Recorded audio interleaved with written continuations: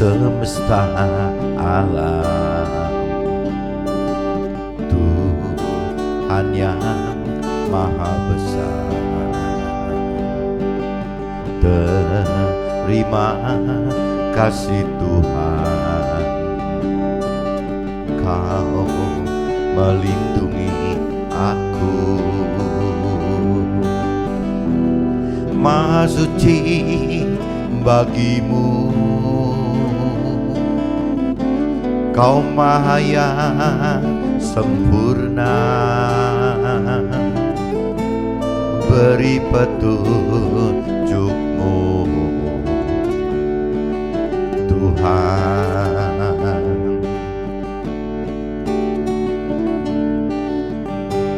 Tuhan semesta alam, Tuhan yang maha besar.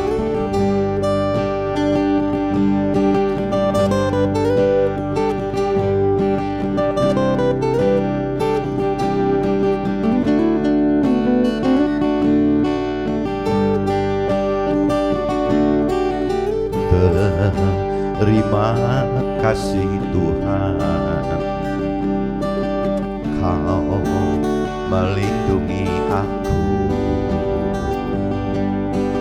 Segala puji bagimu,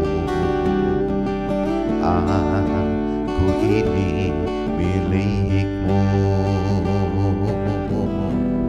Maha suci bagimu, Kau maha yang sempurna. Beri petunjuk-Mu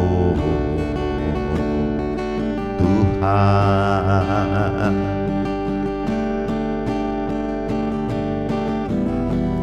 Maha suci bagimu, Kau maha yang sempurna. Beri petunjuk-Mu Tuhan.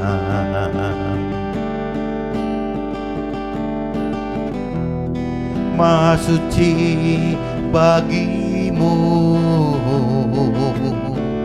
Kau maha yang sempurna.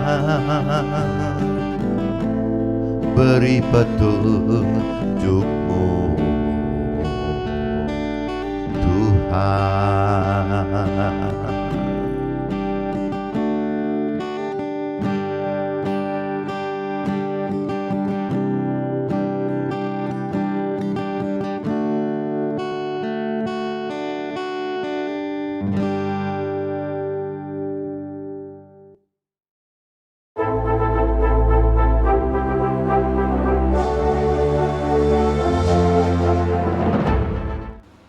Jumpa kembali di MDD Journey Inspiration of Life. Pagi ini saya mau coba sharingkan teman-teman dengan temanya ya butuh tahu dan kemauan untuk dapat kesehatan rohani selain kesehatan jiwa dan tubuh kita teman-teman.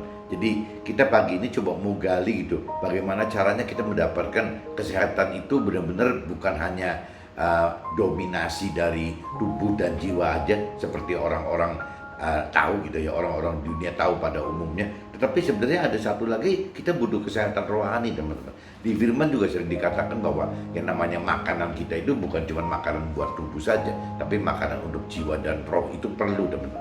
Tapi kalau istilah roh di sini jarang orang tahu teman-teman. Beda dengan tubuh dan jiwa gitu. Kalau tubuh dan jiwa dalam ilmu-ilmu olahraga selalu tekankan bagaimana kita mesti punya tubuh dan jiwa yang sehat gitu. Jiwa dan raga yang sehat itu kayaknya udah umum kalau bicara parameternya orang dunia. Tapi kalau bicara masuk ke dalam sisi rohani, ternyata ada unsur roh juga di dalam kita. Berarti tidak cuma cukup tubuh jiwa saja, tapi tubuh jiwa dan roh. Bahkan roh itu adalah yang terdominan teman. Jadi jiwa dan tubuh itu akan mengikuti roh. Jadi kalau roh kita tidak mempunyai dasar pengertian akan rohani, ya akhirnya jadi roh kita mati teman-teman. Nah ini coba nanti kita kupas bagaimana supaya rohani kita tidak mati teman-teman. Jadi kembali lagi temanya itu butuh tahu dan kemauan untuk dapat kesehatan rohani selain jiwa dan tubuh saja gitu. Nah ini saya coba nanti saya mau ceritakan ini kaitannya dengan ini kebenaran kemarin Pak Romo Said gitu, tanggal 1 bulan 7 2021 ini kemudian meninggal dunia di usia 81 tahun, padahal masih sehat sekali, tapi ya karena COVID teman-teman. Jadi nanti saya mau singgungkan sharing hari ini terkait dengan apa yang saya perbuat dengan Romo Said gitu. Ya intinya bagaimana untuk menggerakkan bahwa kita ini ada unsur roh gitu, dalam hidup ini ada unsur roh. Nah ini saya coba nanti kaitkan dengan saya coba berdua dengan Romo Said dengan teman-teman timnya dari Cirebon dan Ciledug memperjuangkan satu komunitas yang isinya kurang lebih begitu teman-teman. Bagaimana kita tidak hanya beragama, tidak berliturgi saja, tapi kita ingin bagaimana supaya benar-benar bahwa hidup itu ya benar-benar ibadah kita gitu. Ibadah yang benar itu adalah ya hidup kita. Nah ini kalau tanpa pengenalan pengertian Tuhan agak susah teman-teman. Nah ini nanti saya coba sharingkan itu. Nah cuma sementara saya coba baca di kitab ini teman-teman. Kitab saya dapat impresi di kitab Yohanes pasal 5 ayatnya 5 sampai 9 dulu teman-teman. Coba teman-teman bareng-bareng baca teman-teman. Yohanes pasal 5 ayatnya 5 sampai 9 teman-teman. Di situ ada seorang yang sudah 38 tahun lamanya sakit. Ketika Yesus melihat orang itu berbaring di situ, dan karena Yesus tahu bahwa ia telah lama bahwa si orang yang sakit yang 8 tahun sakit ini gitu ya, bahwa ia telah lama dalam keadaan itu, berkatalah ia kepadanya, maukah engkau sembuh? Yesus tanyakan kepada orang yang sakit itu seperti itu, yang sudah 38 tahun sakit teman-teman. Jadi ditanya, maukah engkau sembuh gitu. Nah, jawab orang sakit itu kepadanya, tidak ada orang yang menurunkan aku ke dalam kolam itu apabila airnya mulai goncang. Dan sementara aku menuju ke kolam itu, orang lain sudah turun mendahului aku gitu. Jadi ceritanya ada kolam Siloam dong, yang dipercaya gitu. Apabila air kolam itu bergoncang, orang-orang yang sakit itu pada turun ke dalam kolam dan dapat penyembuhan. Nah, karena orang ini lumpuh selama 38 tahun, akhirnya tidak bisa bergerak gitu. Jadi selalu kalah untuk bergerak mendekati kolam itu untuk masuk ke dalam air kolam Siloam tersebut gitu. Nah ini selalu kalah seperti itu teman. Jadi akhirnya ya dia tidak bisa apa-apa gitu. Ya cuman diem saja di pinggir kolam itu, tidak bisa berbuat apa-apa. Nah sehingga Yesus tanyakan apakah mau sembuh gitu. Nah ditanya seperti itu. Nah jawabnya ya seperti itu bahwa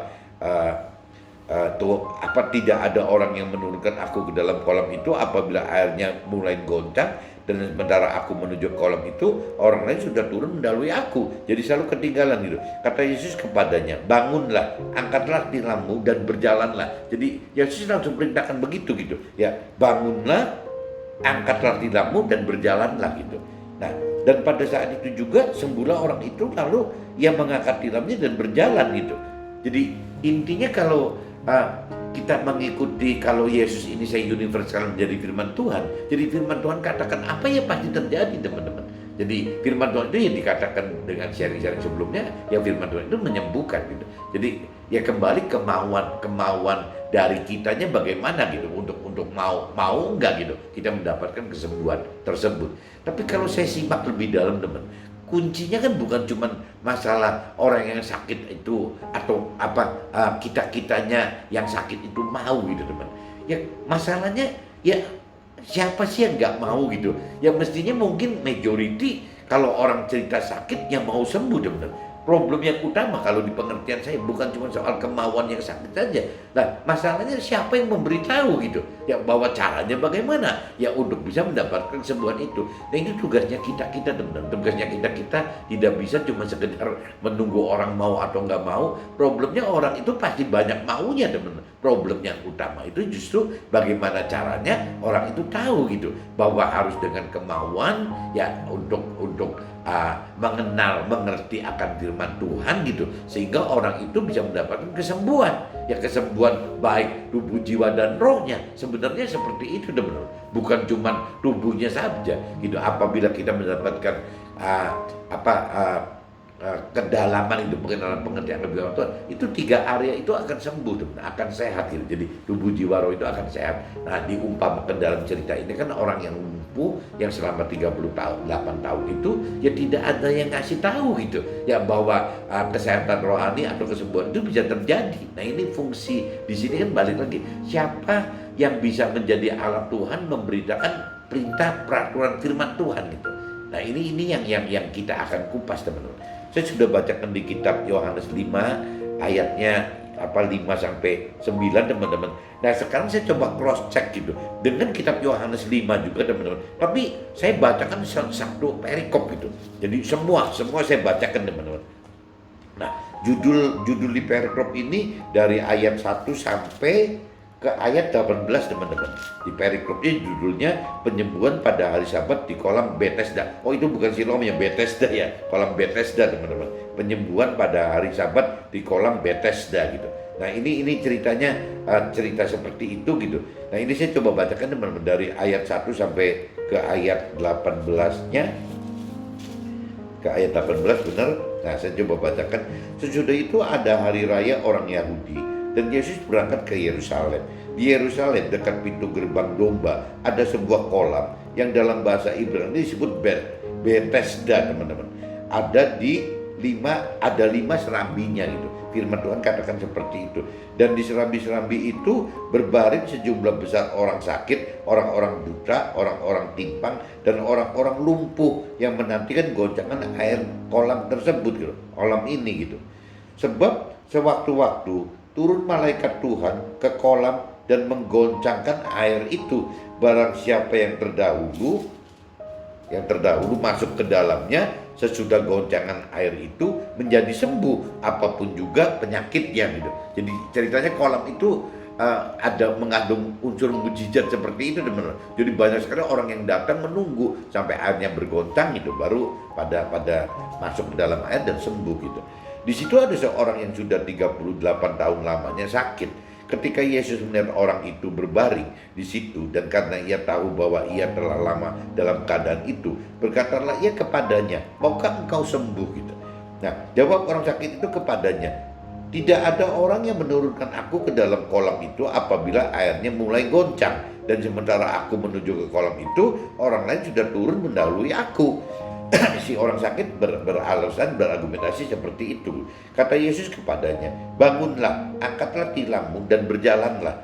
Dan pada saat itu juga sembuhlah orang itu, lalu mengangkat tilamnya dan berjalan. Tetapi hari itu hari Sabat.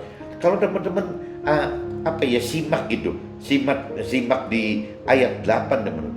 Ini kan berarti kan kalau sampai kita mendapatkan firman Tuhan gitu, ya firman Tuhan itu langsung menyembuhkan loh. Bukan kolam si Bethesda tadi yang goncang airnya baru menyembuhkan. Firman Tuhan itu lebih menyembuhkan daripada si kolam Bethesda itu gitu.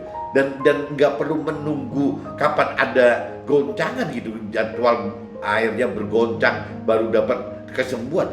Ternyata kan di ayat 8 kan tidak, teman-teman. Langsung perintah firman Tuhan, perintahkan bangunlah, angkatlah tilammu dan berjalanlah. Langsung sembuh kok gitu, nggak usah masuk ke dalam kolam Bethesda. Jadi kembali lagi bahwa firman Tuhan itu benar-benar lebih kuat, teman-teman, lebih ada kuasa gitu dibanding ya kejadian-kejadian alam yang memang ya mungkin saja bisa alami seperti itu. Tapi firman Tuhan itu jelas lebih kuat, teman-teman. Tidak perlu menunggu si kolam Bethesda bergoncang pun firman Tuhan bisa langsung menyembuhkan, asal kita ya tahu gitu bahwa firman Tuhan itu bisa menyembuhkan. Masalahnya yang tadi saya katakan, bagaimana caranya kita yang orang yang sakit ini bisa tahu gitu.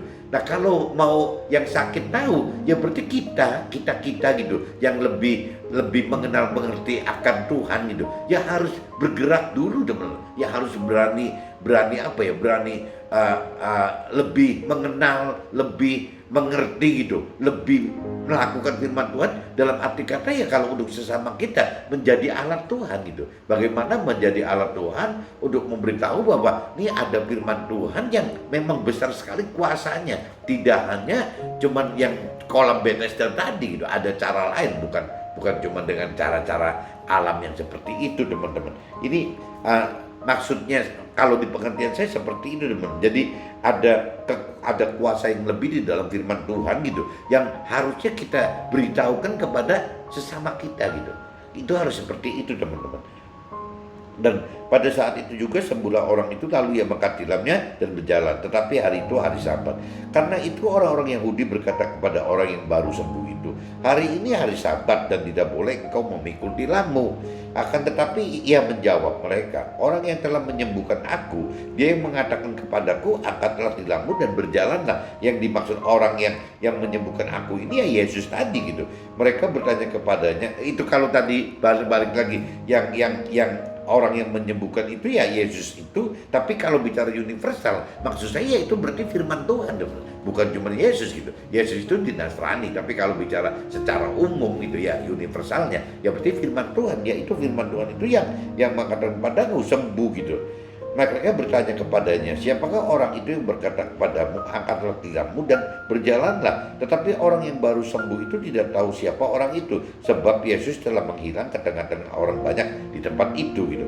Kemudian Yesus bertemu dengan dia dalam bait Allah, lalu berkata kepadanya, engkau telah sembuh, jangan berbuat dosa lagi, supaya padamu jangan terjadi yang lebih buruk gitu. Nah itu teman-teman mesti ingat tuh teman, kalau teman-teman mendapatkan mujizat yang mendapat dari Tuhan, tanda dari Tuhan, ya jangan berbuat dosa lagi gitu. Kalau berdosa itu nanti lebih buruk takutnya gitu.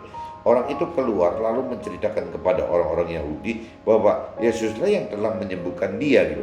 Dan karena itu orang-orang Yahudi berusaha menganiaya Yesus karena ia melakukan hal itu pada hari Sabat gitu. Nah, tetapi ia berkata kepada mereka, Bapakku bekerja sampai sekarang, maka aku pun bekerja juga gitu. Maksudnya Tuhan Allah itu bekerja sehingga Yesus juga harus bekerja. Firman Tuhan juga harus bekerja gitu. Sebab itu orang-orang Yahudi lebih berusaha lagi untuk membunuhnya, bukan saja karena ia meniadakan hari Sabat, tetapi juga karena ia mengatakan bahwa Allah adalah Bapaknya sendiri gitu. Dengan demikian menyamakan diri dengan Allah. Jadi orang Yahudi marah gitu akhirnya ke Yesus teman. Ya ini kembali lagi, ini cerita antara Yesus dengan Tuhan Allah, Yesus dengan orang Yahudi ya selalu sampai hari ini juga masih berbeda prinsip teman-teman. Ya oke, kita intinya saya nggak bahas itu, saya lebih bicara bagaimana kita seharusnya hidup itu menjadi alatnya Tuhan gitu. Ya minimal untuk memberitahu kepada sesama kita bahwa ada firman Tuhan yang besar kuasanya gitu. Nah ini saya langsung masuk ke dalam draft saya aja teman-teman. Draft saya ini saya akan singgung juga cerita dengan apa yang terjadi dengan saya dengan Romo Said gitu. Nah ini saya coba langsung baca aja teman-teman. Kemarin tanggal 1 Juli gitu 21 tahun 2021, ini berarti baru kemarin teman-teman, dapat kabar pastor atau Romo Said yang nama lengkapnya adalah RD Yohanes Baptista Sahid dari Projo gitu, yang lahir pada tanggal 13 Mei tahun 1940, ya berarti sudah berusia 81 tahun teman-teman meninggalnya gitu. Nah beritanya Romo Said itu terkena COVID-19 gitu, jadi nggak boleh dijenguk, nggak boleh di apa-apa. Padahal yang saya tahu Romo Said itu kan badannya kecil, kurus, makannya juga nggak suka yang lemak-lemak gitu, makannya pengennya masak makanan sayur-sayur seperti gitu-gitu aja gitu. Tahu tempe itu kegemarannya Romo Said, seperti itu, makan itu harus ada tahu tempe sama sayur-sayuran gitu. Seharusnya kalau tidak ada COVID harusnya gitu secara umumnya gitu Romo Said itu mestinya bisa umurnya tidak 81 tahun teman-teman. Cuman ya ini kembali lagi mungkin kehendak Tuhan jadi seperti itu. Padahal sehat sekali gitu. Badannya karena kecil dan kurus gitu. Jadi sehat sekali. Nah, Romo Said ini sangat berkenan dalam kehidupan rohani saya gitu. Karena Romo adalah yang menemani dan membimbing saat saya hijrah dari iman leluhur saya gitu, yang dengan cara ada istilah tradisi itu kepada Tuhan Allah gitu. Jadi selama 2 tahun sebelum dibaptis, acara formal menerima Tuhan secara rohani. Jadi kalau teman-teman yang bukan Nasrani asal tahu aja baptis itu jadi apa ya, kalau saya nggak ngerti di Islam atau di agama lain saya nggak ngerti, tapi kalau di Nasrani itu jadi kayak acara formal gitu, dibaptis dengan air gitu, dipercikan atau diselamkan dalam air, maksudnya ya jadi udah nerima Tuhan gitu loh, udah lahir baru gitu. Jadi acaranya sebutnya baptis gitu teman. Nah ini 2 tahun sebelum dibaptis itu gitu, hampir setiap pagi dari subuh sampai jam kantor gitu selalu bersama gitu. Jadi saya dari subuh sejak saya tergerak untuk hijrah gitu. Ya saya kan terus mempelajari teman-teman dari tahun 2000 ya sampai akhirnya ketemu Romo Said 2005 teman-teman. Karena saya dibaptis 2007. Jadi saya ketemu Romo Said itu dalam kondisi memang dalam kehidupan sosial ekonomi saya itu lagi memang down gitu, drop, karena kembali lagi karena nubuat ya dari 4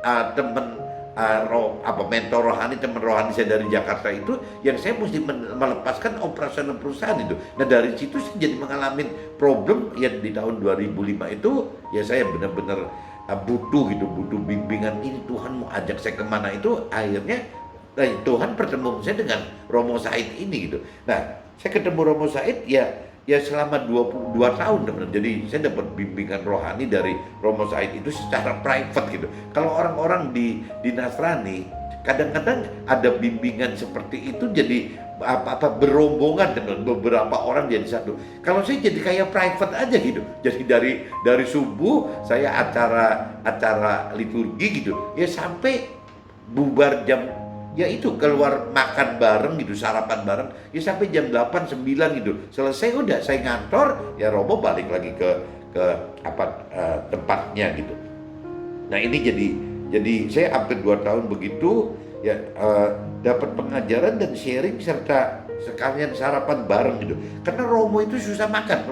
Romo saya itu terkenal susah makan gitu. Jadi paling rewel makan. Jadi nggak mau makan gitu. Dia nggak doyan makan. Jadi akhirnya saya kadang-kadang paksakan untuk makan gitu. Saya latih dia makan daging segala macam gitu. Ya ini saya pengalaman dengan Romo saya jadi ingat terkenang seperti itu teman-teman. Jadi akhirnya bukan seperti Romo dengan umatnya gitu. Ini sih jadi kayak teman gitu. Jadi yang ngomong ya seenaknya aja gitu loh. Ya karena memang Romo Said juga tipe-tipe orang yang membumi gitu. Jadi ya sederhana banget gitu.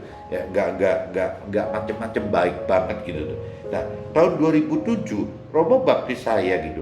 Dan tidak lama setelah baptis, saya dan Romo sepakat ya karena sharing setiap pagi selama 2 tahun itu gitu, sepakat berniat mendirikan sebuah komunitas yang terdiri dari teman-teman yang tergerak, mengenal dan mengerti serta melakukan firman Tuhan.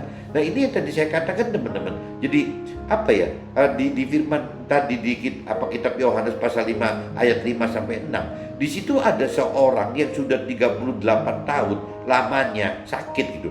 Ketika Yesus melihat orang itu berbaring di situ dan karena ia tahu bahwa ia telah lama dalam keadaan itu gitu, berkatalah ia kepadanya, maukah engkau sembuh gitu.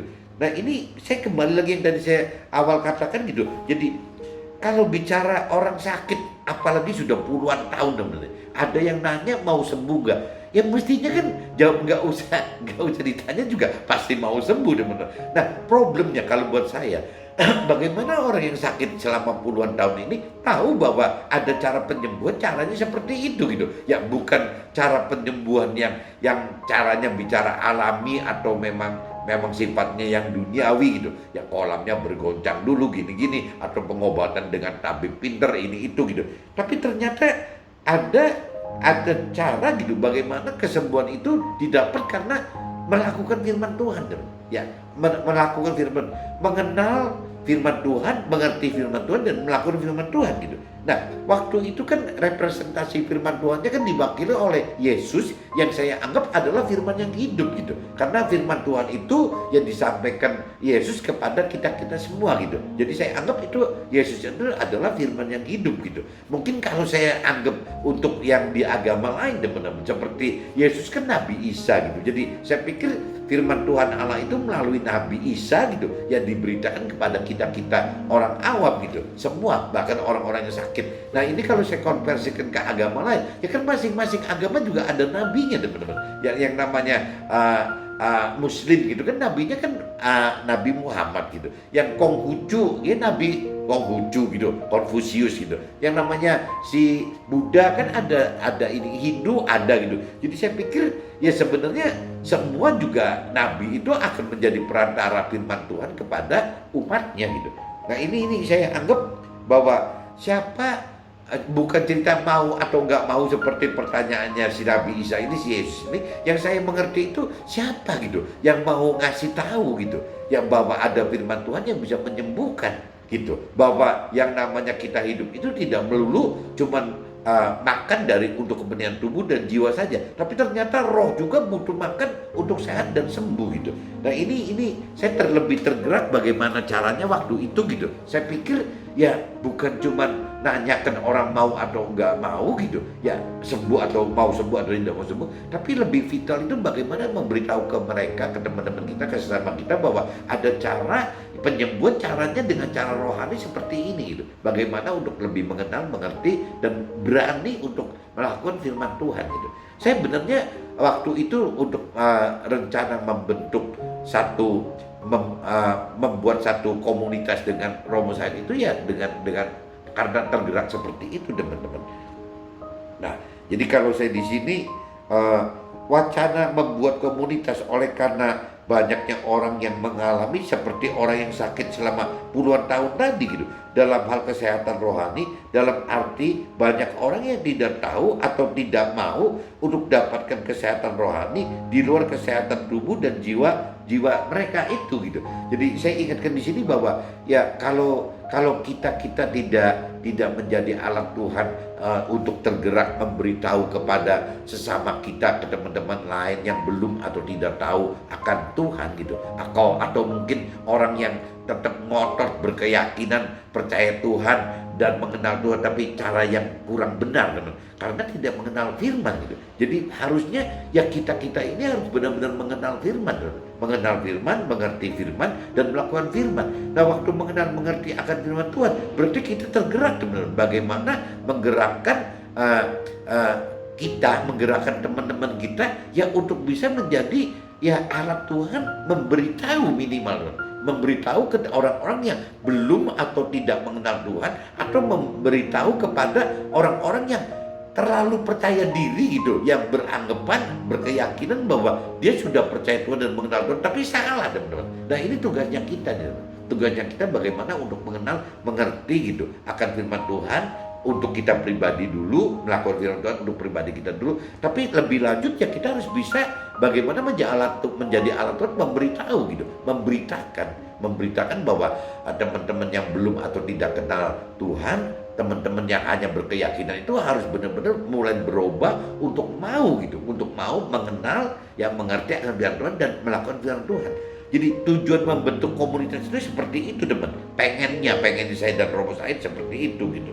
Nah, komunitas diwacanakan agar orang tidak hanya beragama dengan hanya liturgi saja, tetapi harus mengenal dan mengerti serta melakukan firman. Tadi saya jelaskan itu teman-teman. Jadi bagaimana caranya gitu membuat satu komunitas yang supaya orang tahu bahwa agama itu tidak cuma sebatas liturgis gitu. Ya berarti harus bisa melakukan apa yang firman Tuhan katakan. Nah sehingga komunitas itu kita bikin teman-teman, kita bikin aktivitinya itu gitu. Ada doa pembuka teman-teman, karena harus ada liturgisnya gitu. Kalau enggak saya dan Romo Said bisa jadi omongan orang gitu. Jadi tetap harus ada doa pembukanya secara liturgis. Nah mulai dimasukin pujian penyembahan gitu, diadakan, baru akan diadakan kesaksian hidup kita bersama Tuhan yang terkait dengan firman Tuhan. Jadi bergantian teman-teman mengadakan kesaksian bergantian gitu. Nah terus setelah kesaksian itu mulai ada pendalaman firman lagi teman-teman dari Romo Said ini untuk liturgi juga gitu. Jadi waktu pembukaan itu Romo Said untuk liturginya, pujian penyembahan oleh teman-teman yang dari karismatik biasanya langsung masuk kesaksian bergiliran, siapa yang bersaksi yang terkait dengan hidup bersama Tuhan, yang terkait dengan firman-Nya gitu. Terus kembali lagi setelah orang bersaksi itu, Romo Said akan membawakan pendalaman firman secara liturgi lagi. Nah terus baru session berikutnya doa penyembuhan oleh teman-teman dari karismatik, teman-teman membuktikan bahwa roh Tuhan itu ada, roh Tuhan itu hidup, Roh Kudus itu nyata gitu. Nah itu teman-teman yang karismatik itu biasanya doa penyembuhan teman-teman. Dan memang banyak yang sembuh teman-teman, banyak yang sembuh, baik tubuhnya sembuh, baik jiwanya sembuh, bahkan rohnya juga sembuh gitu. Nah terus terakhirnya doa penutup lagi secara liturgi lagi teman-teman. Jadi bagaimana caranya komunitas ini gitu ya, kita sebutnya akhirnya Romo Said kasih nama Hikmat Firman, jadi namanya komunitas itu adalah komunitas Hikmat Firman, berdiri tahun 2007 teman-teman.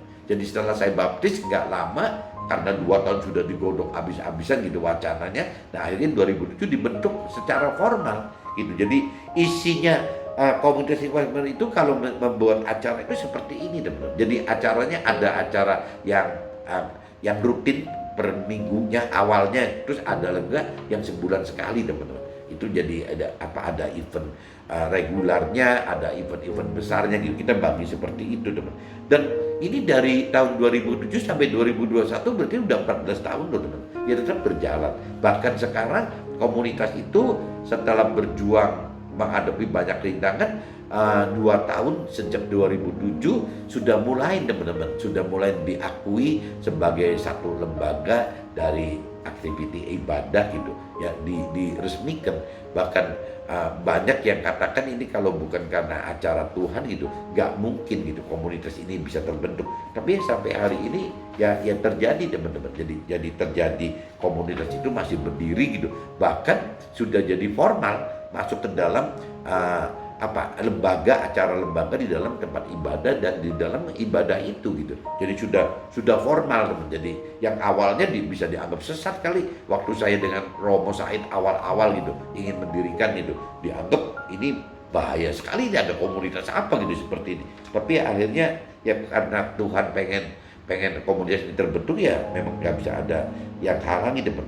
Dan sampai hari ini berarti udah 14 tahun dengan segala rintangannya gitu. Akhirnya komunitas Hikmat Firman terbentuk dari 2007 sampai sekarang 14 tahun, dan ketua umumnya ya yang menjabat itu sampai setelah 14 tahun ini baru ada 3 orang teman. Saya beberapa tahun, 2 tahun pertama saja dilanjut Freddy gitu, teman saya, dan dilanjut oleh Rudy. Nah ini dukungannya juga nggak sedikit teman-teman, dari dukungannya Pak Didin dari Cirebon ya, Pak Didin dan Bu Linda itu, dan teman-teman yang lain itu habis-habisan, dari tim Cirebon itu habis-habisan. Begitupun juga tim Ciledug teman. Tim Ciledug itu juga Pak Hermawan dan Ibu Santi itu juga sama maksimal juga gitu dengan teman-teman yang lain gitu.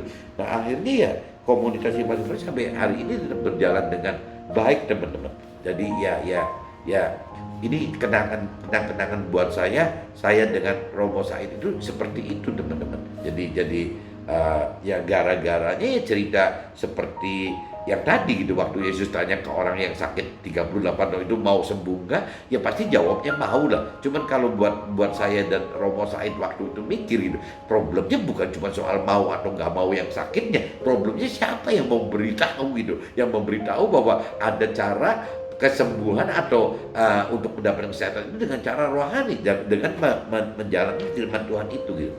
Itu intinya gitu teman-teman. Jadi saya hari ini sengaja bikin vlog khusus yang terkait dengan Romo Said supaya jadi kenang-kenangan juga di vlog ini gitu. Nah ini terakhir teman-teman, dari sekian tahun Romo Said hidup mengabdikan sebagai jadi rohaniawan gitu. Nah terakhir ya ujungnya ujung-ujungnya ada puisi aja teman-teman. Puisi ditulis oleh Pastor Said sebelum berpulang pada tanggal 1 Juli 2021. Jadi orang meninggal tuh simpel banget gitu. Ujungnya cuman yang dikenang selamanya itu cuman ada fotonya Romo Said yang kayaknya paling cakep deh. Kalau yang dulu-dulu kayaknya nggak bagus gitu. Saya kemarin lihat fotonya, kok ini cakep banget ya Romo Said gitu. Nah terus juga ada puisinya gitu. Nah di mana itu saya pikir jadi kenangan gitu. Jadi orang seperti sesederhana Romo Said itu beranggapan bahwa ya hidup itu cuma sementara dan nggak bawa apa-apa gitu. Yang tertinggal itu cuma puisinya, mungkin puisi Romo Said gitu. Nggak ada yang lain gitu. Ya fotonya yang cakep itu gitu, dan puisinya gitu. Nah ini saya coba bacakan aja teman-teman puisinya supaya teman-teman tahu bahwa Romo Said itu se-ekstrem ini loh, orangnya sesederhana ini gitu. Nah ini coba puisinya gini teman-teman. Berpulang, aku berpulang, tenang dan damai. Aku berpulang, tidaklah jauh, lewati pintu terbuka. Tugas telah usai, tiada cemas tersisa. Bunda menanti, ayah pun menunggu. Banyaklah wajah yang ku kenal dari masa lalu. Ketakutan lenyap, kesakitan hilang, rintangan musnah, perjalanan usai. Bintang fajar terangi jalanku, mimpi buruk hilang sudah. Bayang-bayang telah berlalu, terang kini tiba. Di hidup abadilah, aku tiada jeda, tiada akhir, hanya ada kehidupan tersadar, penuh senyuman untuk selamanya. Berpulang, aku berpulang, bayang-bayang telah berlalu, terang kini tiba. Hidup abadi ku mulai, berpulang, aku berpulang. Kalau saya baca puisi ini sedih juga ya teman-teman. Ini Romo Said itu hatinya benar-benar besar sekali. Dia itu tidak takut akan kematian loh teman-teman. Ya buktinya ya dia menyambut kematian itu dengan puisi semacam ini gitu. Apakah kembali lagi kita mampu seperti Romo Said gitu? Ya ini kembali lagi coba kita koreksi diri bahwa akhir perjalanan Romo Said yang 81 tahun ini ya hanya meninggalkan puisi semacam ini teman-teman. Dan legowo sekali. Dia itu Romo Said itu pulang itu dengan legowo sekali. Dia menyambut gitu kematiannya. Kematian Romo Said itu oleh Romo Said, kematian ini disambut oleh Romo Said gitu. Ya untuk bisa ketemu dengan ya Tuhan Allah di dalam surga.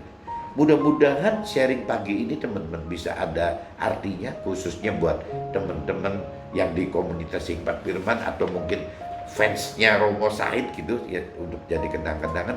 Mudah-mudahan Romo Said di sana bisa benar-benar duduk di posisi yang dekat gitu dengan Tuhan Allah. Karena memang kalau saya lihat dari ibadah yang Romo Said lakukan selama hidup yang saya tahu gitu, berarti saya bergaul sama Romo Said cukup lama, belasan tahun gitu. Ya saya pikir layak gitu untuk Romo Said untuk bisa duduk sebagai tim kerajaan surga bersama Tuhan. Oke teman-teman, see you, bye-bye.